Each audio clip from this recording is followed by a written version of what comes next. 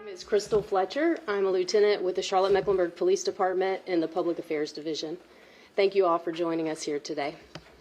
Each quarter, CMPD conducts a public safety briefing to update the community on current crime trends and to talk about the proactive measures we're taking to ensure the safety of our residents.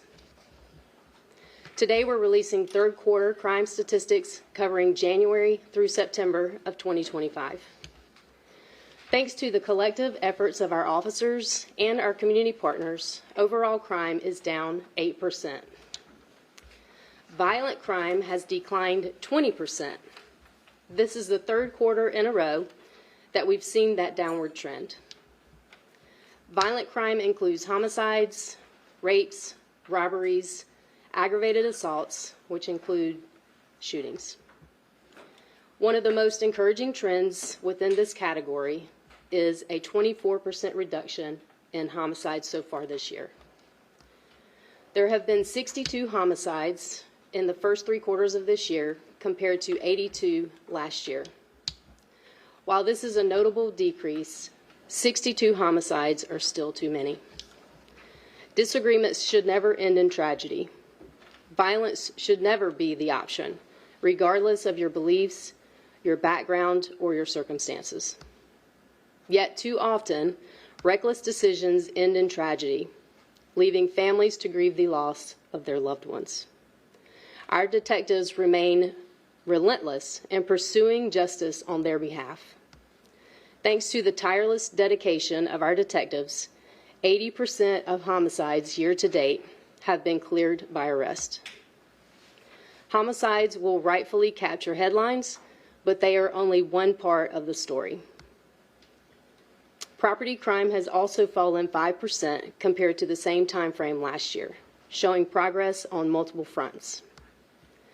Property crime includes burglaries, auto thefts, and larcenies. While these numbers are trending in the right direction, we know data alone can't capture the real impact crime has on victims and their families. If you are the victim of a crime, or you know someone who has been victimized, it can shape your perception of Charlotte, safety in Charlotte. In reality, overall and violent crime have both declined significantly. However, high-profile incidents and the influence of social media can distort public perception, making crime seem more prevalent than it truly is. Our goal at CMPD is to not only reduce crime, but to build trust by being transparent, sharing accurate data, and responding directly to our community's concerns. Safety just isn't about statistics. It's about how people feel in their homes, in their neighborhoods, and the places that they frequent. We take those feelings seriously as well, because Charlotte is our community as well. We remain committed to reducing and preventing crime, addressing ongoing challenges, and ensuring Charlotte remains a safe place for everyone. Our speakers today will dive deeper into the data and the strategies that continue to make a difference in our community. First up to speak will be Deputy Chief Jackie Briley. Chief.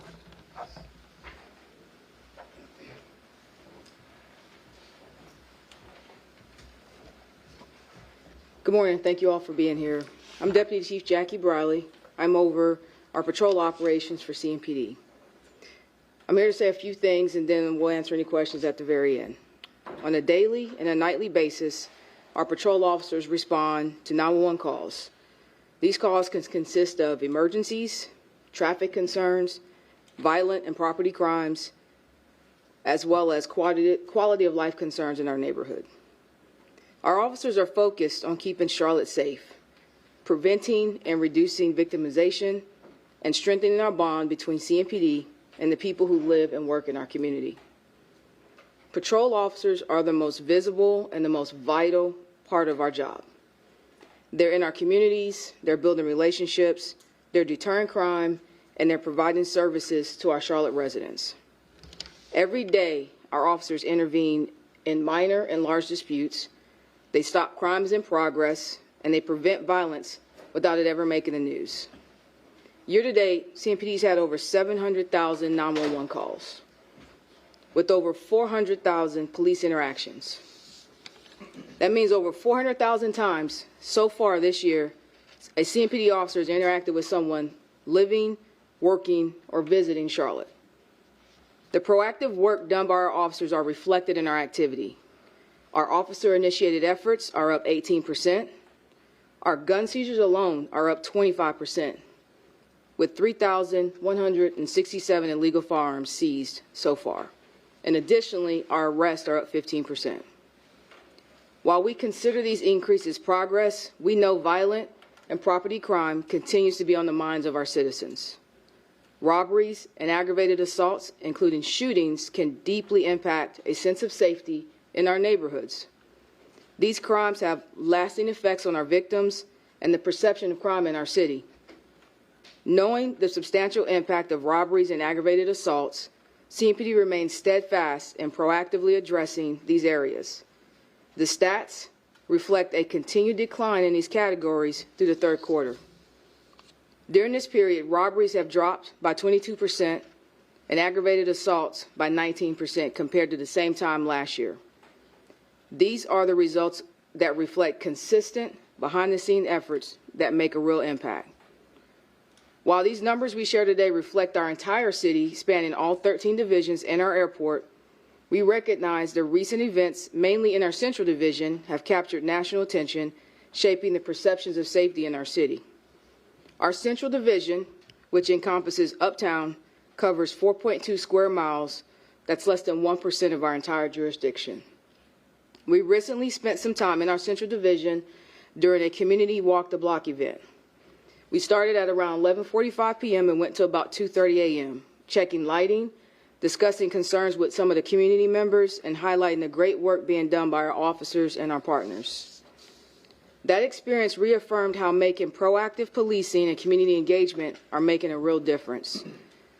Building on that energy and recognizing that violent instances and disturbances sometimes can occur in our busiest entertainment areas, we took some steps to re-implement our entertainment district unit and a new initiative created by the Central Division, the Crown Initiative.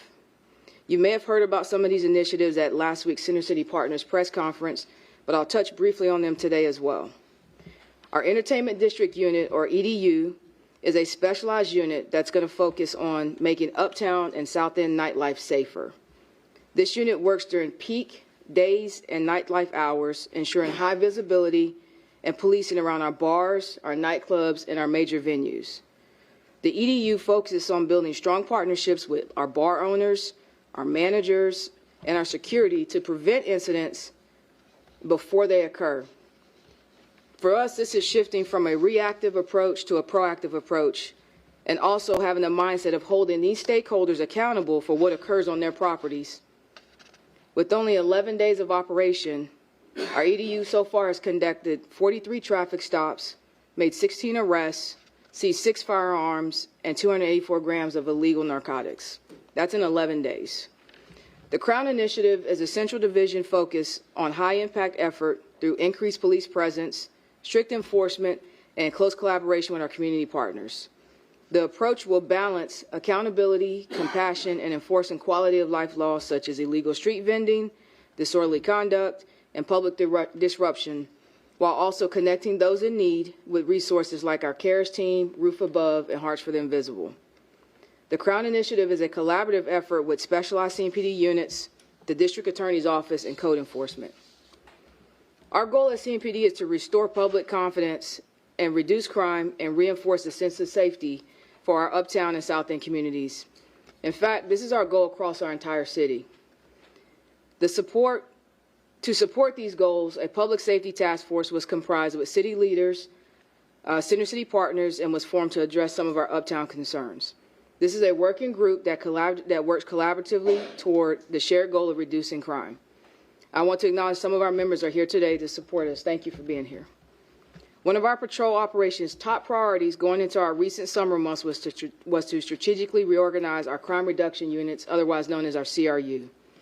Previously, they operated in individual divisions, but we decided to combine those resources to create a stronger level of service. We're deploying these units across our city to address our crime trends and our needs. This reorganization and deployment strategy started on July 5th, and we're showing strong results. Our Southeast Service Area, CRU, has recently been deployed in our Central Division to assist with our efforts. As part of these efforts, this team has conducted 519 traffic stops. Since July 5th, they made 144 arrests, seized 112 firearms, along with 4,785 grams of illegal narcotics. Again, that's since July 5th.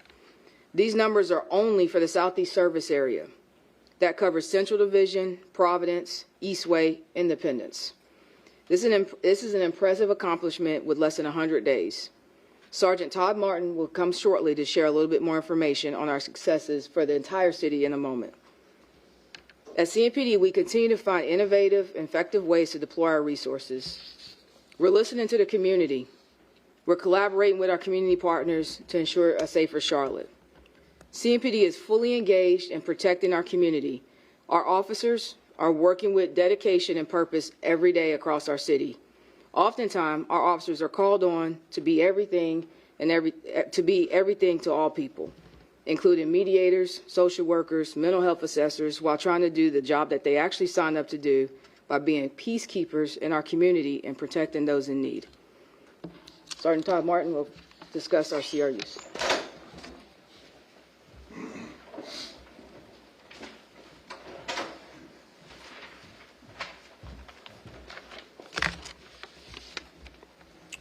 Good morning, everyone. My name is Sergeant Todd Martin. I currently serve as a sergeant over the Southeast Service Area Crime Reduction Unit. Crime Reduction Units, or CRUs, play a vital role in CMPD's work to reduce violent crime. These units work persistently to identify target high crime areas, reducing victimization and creating a safer community.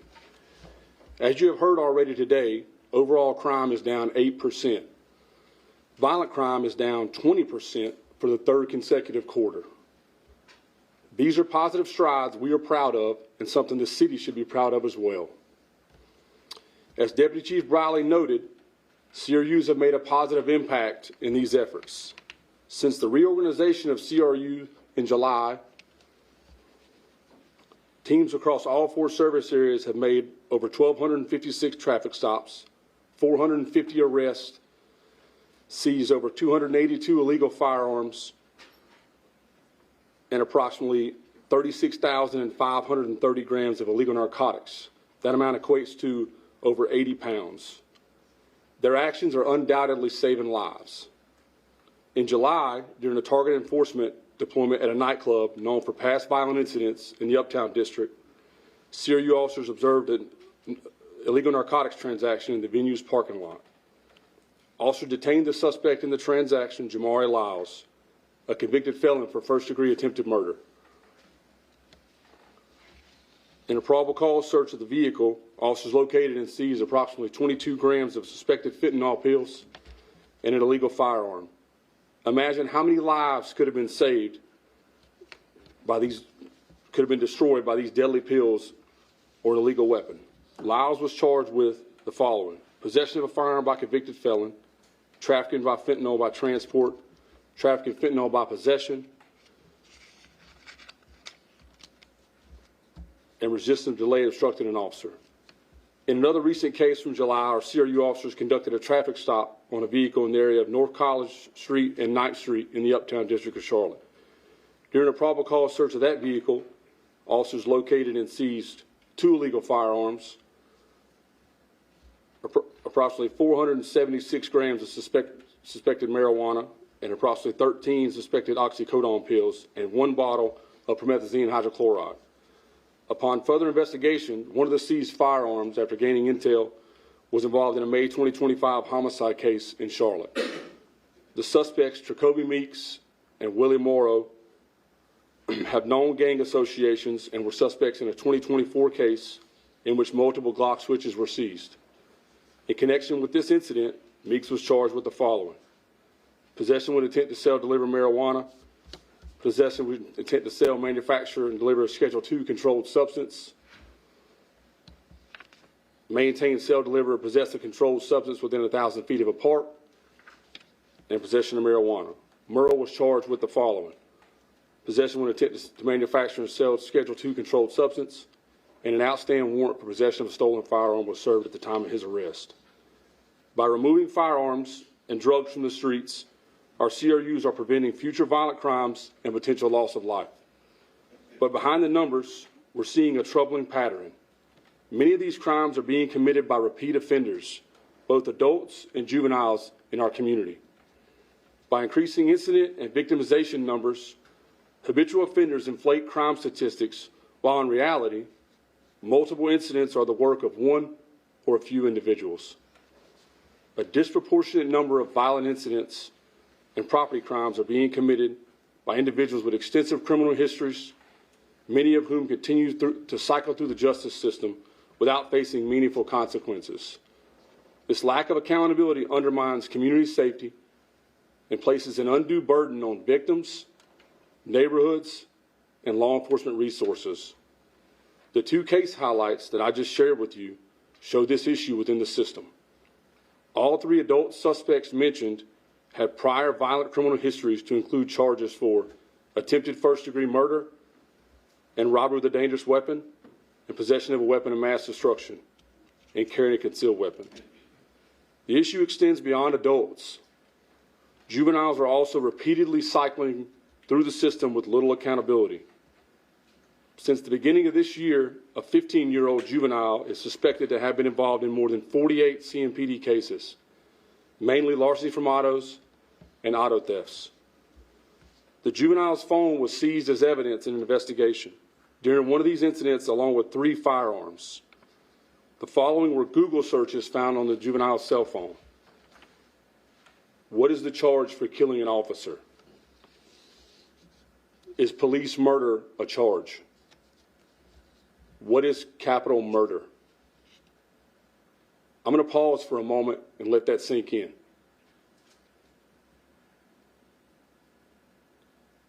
These are the things a 15-year-old in possession of multiple firearms was searching. Since August of 2023, the juvenile has had 111 arrests, severely impacting property crime and victimization numbers. Despite the juvenile's delinquency history and repeat offender status, the juvenile was released back into the community in September. The actions of this one individual have led to the victimization of countless residents. Offenders, whether adult or juvenile, must be held accountable. As you can see from just a few examples shared today, the cycle of catch and release does not reduce crime in our community. While the person committing the crimes is ultimately responsible for their actions, others must step up to help ensure they are held accountable. These include families, friends, criminal justice partners, community organizations, and local leaders. In fact, over 60% of violent criminal arrests involved individuals with prior arrests, highlighting the urgent need for a more effective collaborative approach for breaking the cycle of repeat offending. We cannot make a meaningful, lasting impact alone. We must work together to address the gaps in the system and create lasting solutions. These cases not only highlight gaps in the system, but also the diligent work of our officers, detectives, and professional staff. They also show that CMPD is doing our part, and we will continue to do our part in keeping the city of Charlotte safe. At this time, I would like to invite Lieutenant Crystal Fletcher back up to conclude this press conference. Thank you. As I close, I want to take a moment to say how proud we are of our officers. They are on the front lines every day, engaging with the community, observing suspicious activity, and providing our detectives with critical information needed to identify and charge offenders. The progress we're making in reducing violent crime is the result of strong, ongoing teamwork. But public safety is not the responsibility of law enforcement alone. It requires a united effort. The progress we're making in reducing, in addition to support from our criminal justice partners and local leaders, we also need the community's eyes, ears, and voices to help report crime and bring offenders to justice. We're asking you to be a part of that effort by reporting anything suspicious and sharing information that could help solve crimes. Tips can always be submitted anonymously through Charlotte Crime Stoppers by calling 704-334-1600, by using the P3 Tips mobile app, or visiting charlottecrimestoppers.com. We also encourage everyone to take a few simple precautions to help reduce crime. Lock your vehicles, secure your valuables, and remove unsecured firearms. You've heard today about repeat offenders targeting vehicles again and again. A small step like locking your car or removing a firearm could prevent a theft and possibly that weapon from being used in a violent crime. Finally, we invite residents and businesses to partner with us through Connect Charlotte, a program that allows you to register your security cameras and help enhance safety in your neighborhood. To learn more, visit connectcharlotte.org. Together, through partnerships and shared responsibility, we can continue to make Charlotte a safer place for everyone. At this time, we will take a few questions on the information we have presented here today. Despite what you said about the repeat offenses and the public perception based on the violent crime, what's your response to people who still feels unsafe and are working towards federal intervention? Yes, I will let Deputy Chief answer. I'm sorry, sir, could you repeat that question? So we saw a lot about the stats and we saw the statistics, but the statistics don't tell the whole story. My question is about public perception, people still feeling unsafe with these high-profile cases and increasing push for federal intervention. What's your response to those residents who are looking towards that federal intervention? So in reference to federal intervention, I can't really, I don't have a response. And I know we work with our federal partners to present as many cases as we can with our task force that we work. Like we said earlier, we don't minimize people's feelings of unsafe. Anytime someone's a victim of a crime, that's a violation. Like you saw on the slide earlier, with the 111 events or arrests and 55 of those being property crimes, that's 55 victims of a crime. That's 55 people's cars who was broken into. That's a violation. And so we take that serious, and we know that we want people to feel safe, and we understand that that's their reality. So we don't minimize that, and that's why we're trying to do everything we can to really go after the individuals that are creating a large amount of these incidents in our area. So our goal is to try to make sure that we put the right people in the right places. So does the city need the National Guard? I can't. I know that our officers are proud of the work that they do, right? And so I know that they take pride in the work that they do every day in Charlotte. We don't have any stance on requesting of the National Guard. That is something that was not requested by CMPD. Deputy Chief, so clearly a word that you guys are being told to use is perception. Well, let's talk a little bit about reality. Reality in the Central Division, murders are up 200%. Violent crimes across the board in the Central Division are through the roof. Drug interactions and drug crimes are way higher. So that's the reality part of it. 18,000 more interactions, gun seizures up 25%, as well as the arrests are up 15% across the board. So if that's the case, logic would seem to dictate that there are either way more violent criminals and way more criminals in Charlotte, or you guys are just doing a better job of arresting people. So which one is it? Because you got all those extra numbers, so there's got to be a reason why all those extra numbers are happening. There's either way more criminals or you guys are doing a better job. I mean, I think we've discussed it multiple times. As our city continues to grow, we're going to have more influx of people. Our uptown is built for nightlife. People don't just come from Charlotte to come to our uptown and our center city to enjoy themselves. They come from all over the region.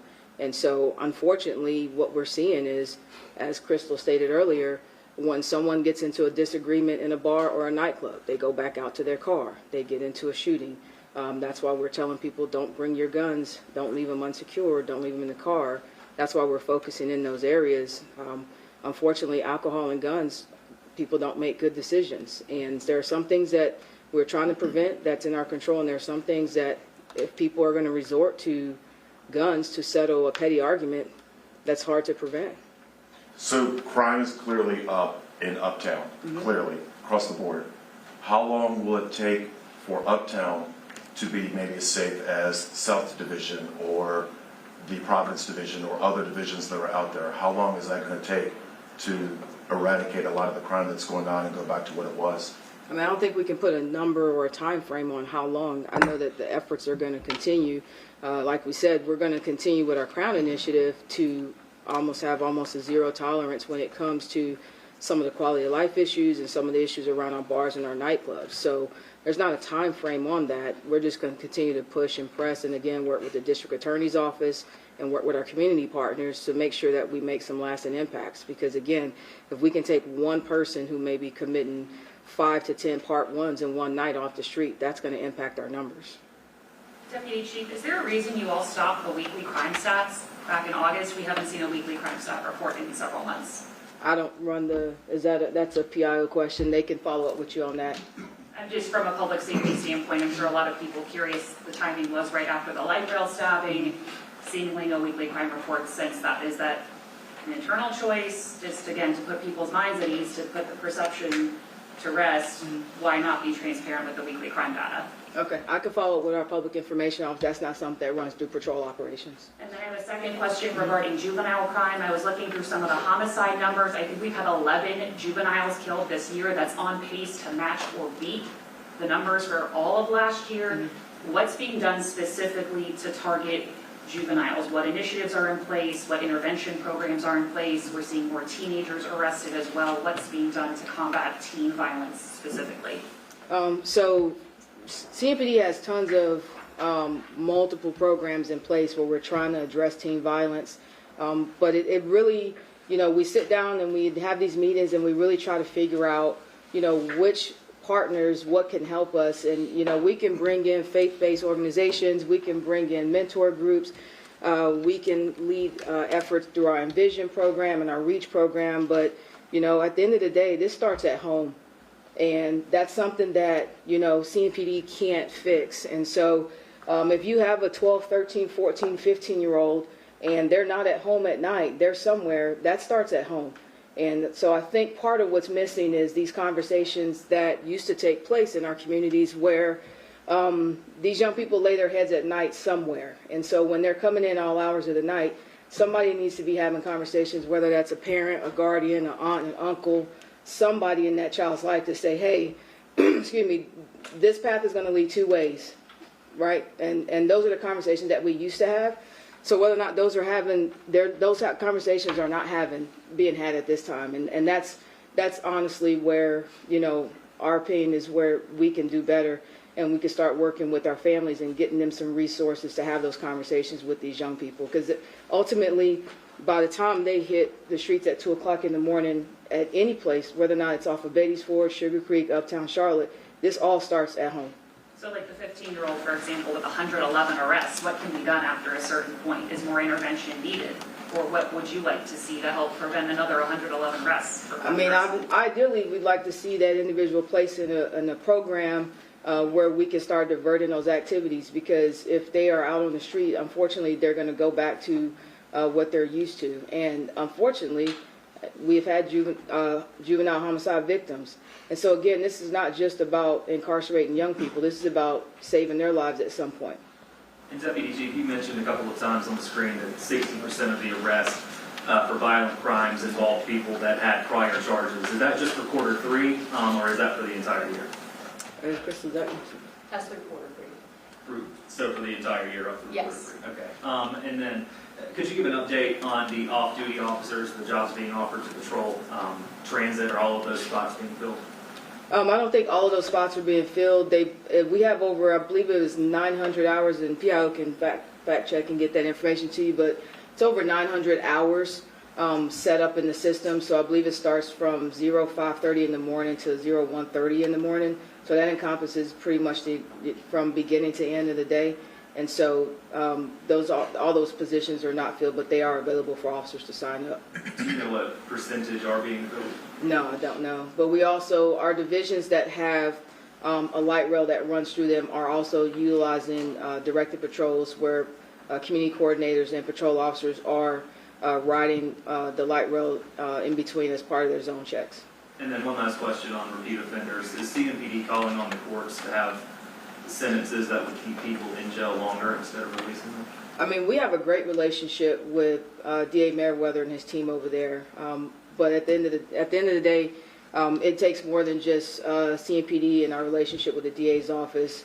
You know, we have to do a deeper dive and see what's best for some of these repeat offenders. And so, you know, eventually the conversations will have to extend to the judges and the sentences that they're receiving. As far as the magistrate's office, I believe we have a homicide suspect in court today from our homicide on, I believe it was this past Sunday.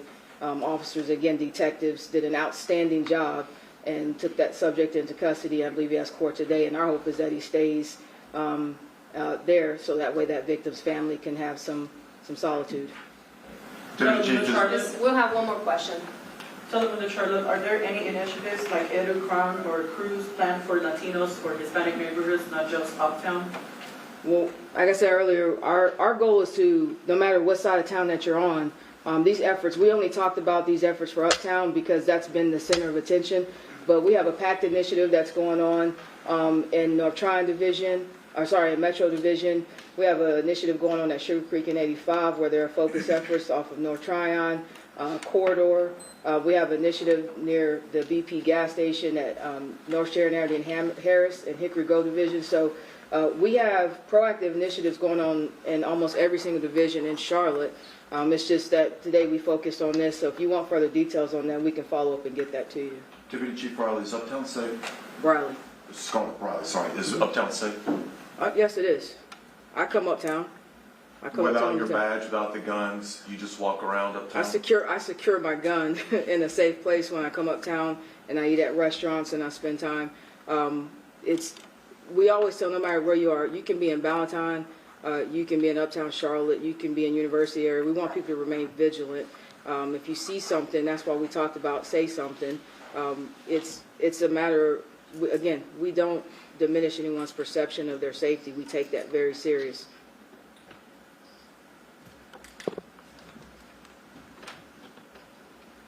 Yeah.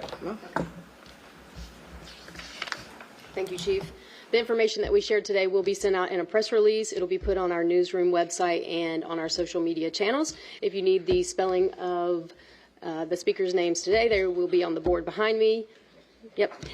So thank you all for joining us today. We appreciate it.